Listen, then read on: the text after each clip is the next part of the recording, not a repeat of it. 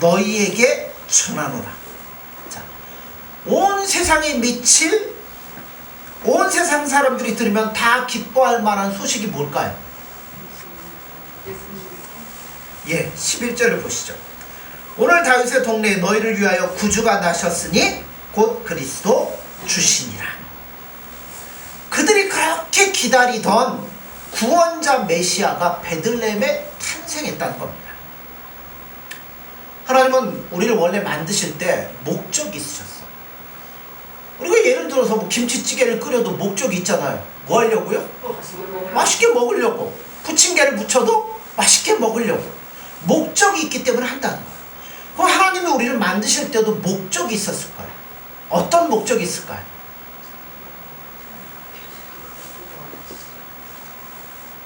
에덴 동산에서 하나님 뭐 하셨어요? 그렇죠. 아담과 대화하시고 교제하시고 사랑을 나누셔서 한마디로 얘기하면 자기의 파트너를 삼기 위해서 우리를 만드셨어요. 하나님을 사랑하고 하나님을 섬기고 하나님과 아름다운 교제를 나누는 파트너. 그러니까 얼마나 보아도 기쁘고 아름답고 그렇습니까? 하나님께서 이 파트너를 삼기 위해서 오늘 우리들을 만드신 거예요.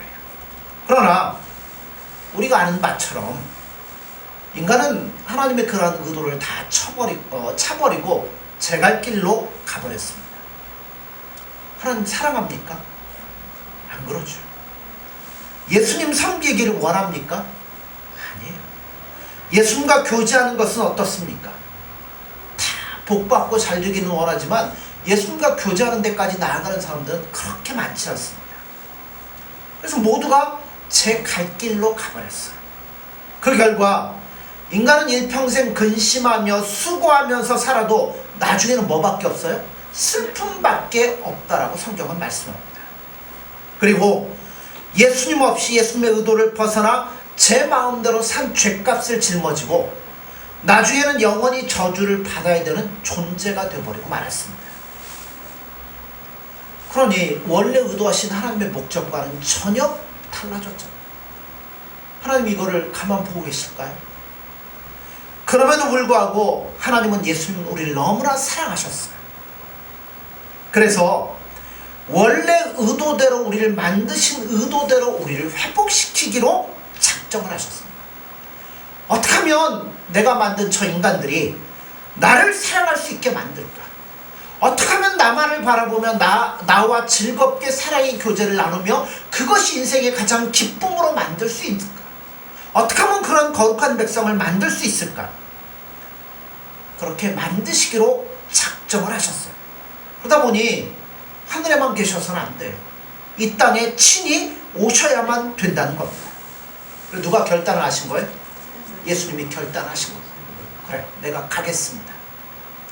그리고는 그 거룩한 보좌에서 일어나셨어요. 그 찬송과 감사와 영광을 받으시는 그 영광스러운 어휘를 벗어 던지고 오늘 우리가 읽었던 것처럼 친히 베들레헴 마국간의 말구 위에 내려오신 겁니다. 내려오셔서 누구도 다 왕의 왕자로 오셨으면 사람들이 어떻게 했을까요? 아무나 가서 막 보고 즐거워할 수 있을까요? 극히 제한된 사람만 볼 수 있겠죠.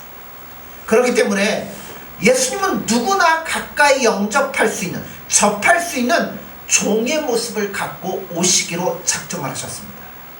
그래서 우리가 흘리는 눈물도 흘려보기를 원하셨고 우리가 고통하는 그 고통을 함께 나누기를 원하셨고 우리가 두려워하며 무서워하는 것이 무엇인지를 알기를 원하셨습니다. 그래서 세상에 오신 거예요. 드디어 그가 나중에 우리의 죗값을 지고 십자가에 죽으시고 부활하셨습니다. 구원하신 하나님 예수님이 우리를 친히 찾아오셨다는 거예요. 할렐루야. 그러므로 우리에게는 이제는 뭐예요? 절망이 아니에요. 희망입니다. 슬픔이 아니라 기쁨입니다. 낙담이 아니라 소망스러운 미래가 기다리고 있는 하나님의 거룩한 백성이 되었다는 거예요. 그래서 이제는 날마다 우리가 뭐예요? 예수님의 이름을 부르며 예수님을 사랑하며 예수님을 섬기며 예수님과 즐거이 교제하는, 그게 우리 인생의 가장 큰 기쁨과 행복으로 느낄 수 있는 거룩한 거듭난 새로운 피조물이 되었다는 겁니다. 여러분, 이와 같은 구원을 주시는 이가 오셨으니 우리가 기뻐하지 아니할래야 아니할 수가 없는 거예요. 얼마나 기쁩니까? 8.15 무슨 날이죠? 광복절이 뭐한 날이에요? 일제 압박기에서 우리가 해방된 날이 아닙니까? 얼마나 사람들이 기뻤어요? 나와서 만세를 부르며 얼마나 즐거워했습니까? 여러분, 그거 똑같은 거예요. 그런데 이렇게 기쁜 날, 구원이 이 땅에 비로소 시작되는 그날, 세상 사람은 어땠습니까? 기뻐했습니까? 아니에요. 예수님이 이 땅에 오신 것이 너무나 기뻐서 춤을 추며 영광을 돌리며 찬송과 감사와 영광을 돌린 사람이 도대체 몇 명이나 될까요? 너무 소수에 불과하더라고요. 마태복음과 누가복음 이렇게 찾아보면 성탄의 이야기 속에 등장하는 인물이 불과 10손가락 안에 들 정도로 적더라는 겁니다. 그럼 어떤 사람들이 예수님이 오셨을 때 기뻐할 수 있을까요? 좀 두 가지를 살펴보려고 합니다. 첫째, 어떤 사람이 예수님의 성탄, 예수님의 영접하고 이 기뻐할 수 있을까요? 첫째는 세상에서 천대받는 사람들이더라고요. 무시당하는 사람, 가난한 자, 짓밟힌 자, 실패한 자, 병든 자, 죄인으로 몰린 자, 이런 사람들이 예수님의 오심을 기뻐하고 축하하며 영광을 돌렸습니다. 자, 성경에 나오는 인물들이 있잖아요. 예수님의 길을 예비하기 위해서 6개월 전에 태어난 사람이 누구죠? 세례요한. 그 부모가 누구예요? 사가랴와 엘리사벳입니다. 물론 이 사람들이 제사장이긴 하지만 아주 평범한 무명의 제사장이에요. 그러니까 대한민국에 유명한 교회들 많잖아요. 거기에 비하면 사가랴, 엘리사벳은 누구와 같냐면 성민교회. 네. 내세울 것도 없고 볼 것도 없고. 자, 그들은 평생 자식이 없어서 외롭게 살다가 이제는 죽을 날만을 기다리던 사람들입니다. 세상적으로 보면 자랑할 것이 하나도 없는 사람들이에요. 또 예수님의 육신의 부모라고 말하는 요셉과 마리아도 보세요. 일단 아마 10대 후반이거나 20대 초반의 젊은이들이었습니다. 요셉의 직업이 뭐죠? 목수. 그러니까 평생 꿈이 뭐겠어요? 조그마한 작업장 하나 가지고 평생 목공하다가 하나님 오라고 하는 날 갈 수밖에 없는, 어떻게 보면 시골뜨기 청년에 불과합니다. 더더군다나 나사렛은 갈릴리 63개 마을 가운데 그 이름조차도 끼지 못하는 아주 죄송합니다, 후진 곳이었어요. 따라서 별 볼 일 없는, 태어나서 별 볼 일 없는 삶을 살다가 떠날 수밖에 없는 젊은이들이었습니다. 세상으로 자랑할 게 아무것도 없잖아요. 탄생 소식을 듣고 찾아왔던 목자들은 어떻습니까? 그 당시 목자의 직업을 가진 사람들은 천민 중에 하나였어요. 자기 것도 없어갖고 남의 양떼 밤새도록 지켜주는 것을 직업으로 삼는 사람들입니다. 아마 그 당시에는 제대로 배우지 못했기 때문에 자기 이름 석자 하나 제대로 쓰지 못하는 무식자들이었고, 성전에 가서 예배를 드릴 때도 그 직업과 이 신분상 성전 안에도 못 들어가고 바깥 마당에서 서성이다가 돌아와야 되는 사람들이었어요. 또 성전에 예수님 탄생 맞이했던 사람들 있죠. 축하했던 사람.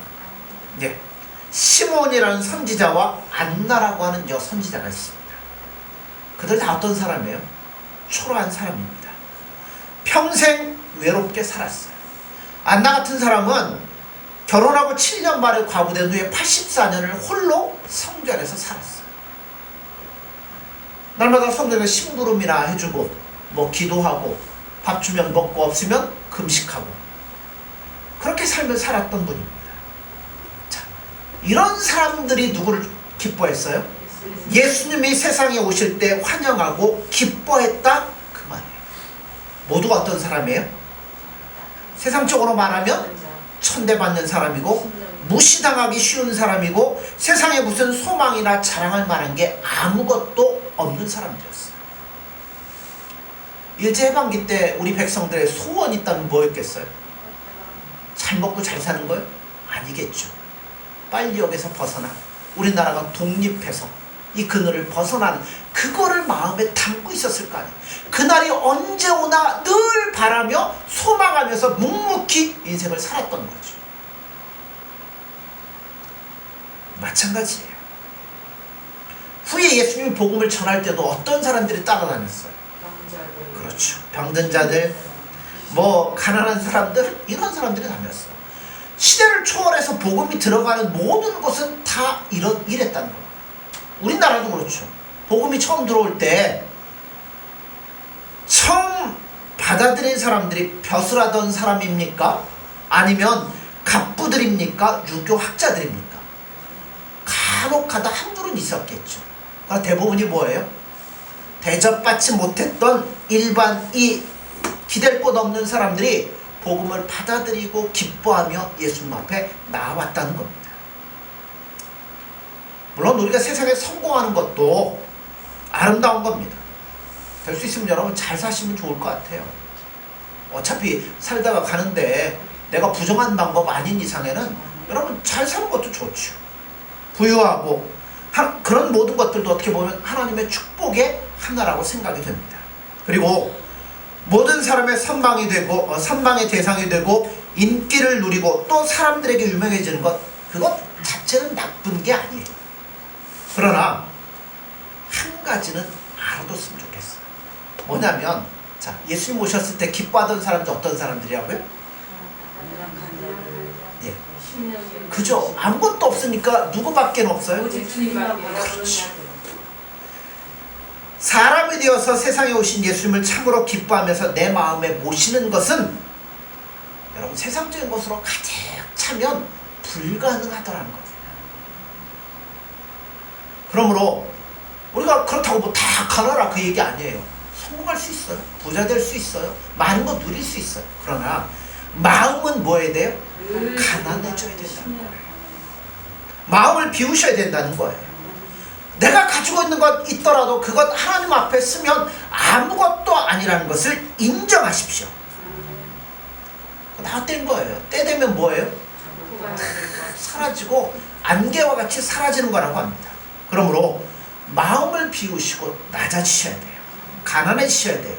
그러면 말구 위에 이 땅에 오신 예수님을 우리가 보게 될 것이고 그 예수님으로 인하여 기뻐하며 즐거워하며 행복해할 수 있는 삶이 분명히 된다는 겁니다.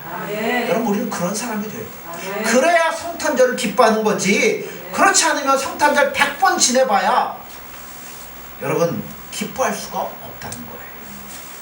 자, 두 번째 누가 예수님을 진정 기뻐하며 찬양하며 영접할 수 있을까요? 아까 첫 번째 거하고 유사한 거예요. 이 사람들은 기댈 데가 없으니까 언제나 뭐 보겠어요? 하나님 말씀하셨던 메시아가 온다고 했으니까 그 메시아만을 늘 기다렸던 사람들입니다. 그러므로 누가 예수님을 영접할 수 있냐면 예수님을 기다리고 간절히 기다리는 사람들이 예수님을 기뻐하며 영접할 수 있는 거예요. 자, 요셉을 의인이라고 하죠. 그가 무슨 의로워서 의인이 아니라 예수님을 기다리는 사람이라는 뜻입니다. 마리아가 하나님이 함께하는 경건한 처녀라고 얘기하잖아요. 구원자이신 예수님을 오랫동안 기다렸다는 뜻입니다. 엘리사벳과 사가랴 모두 평생 기도하면서 산 사람들입니다. 뭐 기도했을까요? 부자 되게 해달라고? 행복하게 해달라고요? 아니에요. 하나님이 말씀하셨던 그 구원자 메시아 예수 그리스도를 기다렸던 사람들입니다. 목자들도 세상에 기댈 언덕 없잖아요. 그러니까 맨 마음에 뭐 품고 있었겠어요? 그래서 우리가 이렇게 사는데 이렇게 연약하고 이런데 하나님 말씀하셨던 그 메시아가 오면 우리에게 구원이 임한다고 하지 않았습니까? 그러면 뭐 기다리겠어요? 메시아이신 예수님 오기를 날마다 학수고대했어요. 그러니까 그렇게 기다렸기 때문에 예수님 오셨다는 소식을 들을 때 뭐 했겠어요? 기쁠 수밖에 없는 거죠. 할렐루야. 아멘. 오늘날 다윗의 동네에 너희를 위하여 구주가 나셨다 그 소리를 들을 때 기뻐하며 춤추며 즐거워할 수밖에 없었습니다. 그런데 놀라운 사실이 있습니다. 예수님이 당장 태어나셨다고 했는데 기댈 것 하나 없던 목자들 예수님 태어났는데 그 다음에 어떻게 됐어요? 예? 세상적으로 변한 게 하나도 없더라는 겁니다. 여전히 가난하고 여전히 목자였어요. 여전히 사람들로부터 멸시받는 나사렛 동네에 살았습니다. 그리고 예수님 복음을 전하시는 30년 후를 기다려야만 됐습니다. 그동안 아무 일도 그들에게 일어나지 않았어요. 메시아가 오셨는데 그렇게 기다린 예수님 오셨는데도 아무 일도 일어나지 않았습니다. 기가 막히는 상황 아닙니까? 구원자가 오셨는데 아무 일도 안 일어났어요. 30년을 기다리는 동안 요셉 죽었습니다. 사가랴도 죽고 엘리사벳도 죽었어요. 목자들 가운데 여러 명 나이 든 사람도 죽었습니다. 아무것도 손에 얻지 못하고 갔습니다. 그런데 그럼에도 불구하고 그들은 기뻐했다는 거예요.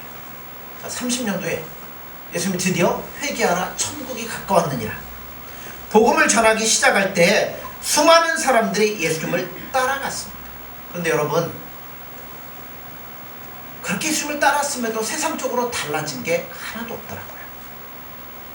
성경 보면 그렇게 따라간 자들 중에 갑자기 부자가 되었다는 사람이 있습니까? 갑자기 세도가 당당한 권세자, 귀족이 되었다는 기록도 성경에는 없습니다. 건강하고 장수해서 200살까지 살았다는 사람이 있습니까? 없잖아요. 세상적으로 보면 달라진 게 하나도 없어요. 얻은 것도 없습니다. 여전히 가난합니다. 여전히 고통스럽습니다. 여전히 병들어 씨름하다가 세상 떠났습니다. 도대체 뭐예요? 예수님이 십자가에 죽으시고 부활하시고 그리고 성령이 강림하시는 영광스러운 사건이 연속되는 그 당시에도 구원자가 오심을 기뻐하던 거룩한 백성들에게 별다른 변화는 없었습니다. 그런데 그럼에도 불구하고 그들은 뭐 했다고요? 기뻐했다고 그랬어요. 여러분, 이 사실을 알아야 됩니다. 왜 기뻐했을까요? 왜 구원자가 오셨다는 그 사실 하나만으로 그들은 만족할 수 있었을까요?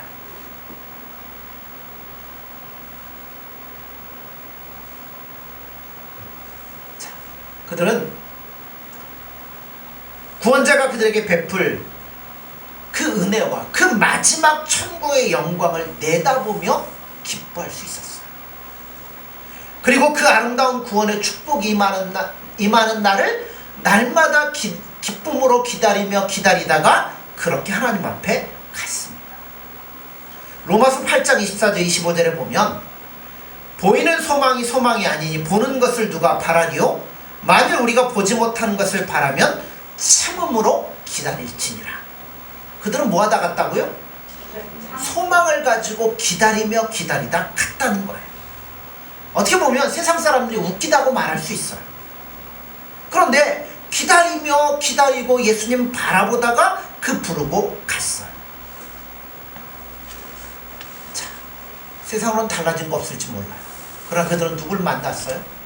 예수님을 만났고 예수님을 사랑하고 예수님과 교제하다가 예수님 우리를 위해 준비해 주신 그 영원한 것들을 바라보며 그 영원한 나라에 입성하게 됐어요. 그러니까 그들이 뭐 했다고요? 기뻐할 수 있었습니다. 여러분, 우리 모두도 마찬가지입니다. 우리가 예수님 믿었다고 하루아침에 특별한 사람 되지 않잖아요. 여러분 가운데 금방 응답받고 갑자기 가난한 자가 부자가 된 경우 있습니까? 거의 없죠. 우리가 병으로 인해 씨름하고 어떤 때는 탄식하고 잠을 못 자는 고통을 겪지만 기도했다고 금방 나았고 문둥이가 뛰어 기뻐하는 것처럼 그렇게 뛰어보신 적 있습니까? 또 세상적으로 내가 실패했다고 해서 예수님이 나를 갑자기 위로하시느라고 더 높은 자리로 올려주신 경험 있습니까? 없잖아요. 우리 다 똑같잖아요. 왜 그러냐면 여러분, 우리는 세상의 것을 놓고 구원이라고 말하지 않습니다. 예수님은 세상의 것을 우리에게 주시려고 육신의 몸을 입고 이 땅에 오신 것이 아니에요. 우리 맨날 얘기하는 거 있잖아요. 그러면서 잘 안 되는 거 있잖아요. 세상의 것은 아침에 피었다가 지는 꽃과 같습니다. 아무리 아름답고 영화로운 것이라도, 사람의 눈을 끄는 것이라고 할지라도 아침에 해가 뜨면 안개는 다 사라지는 것과 마찬가지로 다 없어지고 마는 거예요. 그런 것 주려고 예수님이 이 땅에 인간의 몸 입고 오시지 않았습니다. 그런 게 아니라 영원한 것, 없어지지 아니할 것, 예수님과 더불어 영원토록 누릴 그 영광을 우리에게 주시려고 친히 인간의 몸을 입고 이 땅에 오셨다는 겁니다.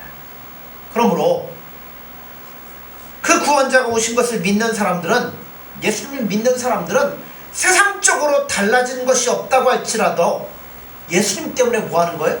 기뻐하며 즐거워할 수가 있다는 거예요. 더더군다나 여러분, 가장 좋은 것은 어디에 있어요? 우리 앞에 놓여 있습니다. 지금도 우리가 예수님으로 인하여 사랑하며 예수님과 교제하며 예수님의 은혜를 마음껏 누리지만, 언제가 예수님이 자 수고했다 이제 와라 하고 예수님 앞에 가는 그날, 세상에 무엇과도 바꿀 수 없는 영광이 우리를 위하여 준비되어 있다는 겁니다. 그러니까 우리는 그날을 바라보면서 뭐 하는 거예요? 기다리는 거예요. 왜 어렸을 때 여러분, 성탄절 되면 어렸을 때는 누가 뭐 준다고 그러죠? 산타가 선물 준다고 그러잖아요. 그리고 24일 밤이 되면 뭐예요? 24일이 되기 전부터 벌써 마음이 설레잖아요. 기다리고 있잖아요. 25일만 돼봐라. 해만 떠봐라. 내가 뭔가를 받으리라. 그거를 기다리며 기쁨으로 기다리고 있잖아요. 그러니까 우리도 뭐하고 있어요? 주님 부르시는 그날, 주님 앞에 서는 그날, 그 모든 것들을 바라보며 기쁨으로 기다리다가 주님 뭐라고 하면 아멘 할렐루야 하고 가는 거예요.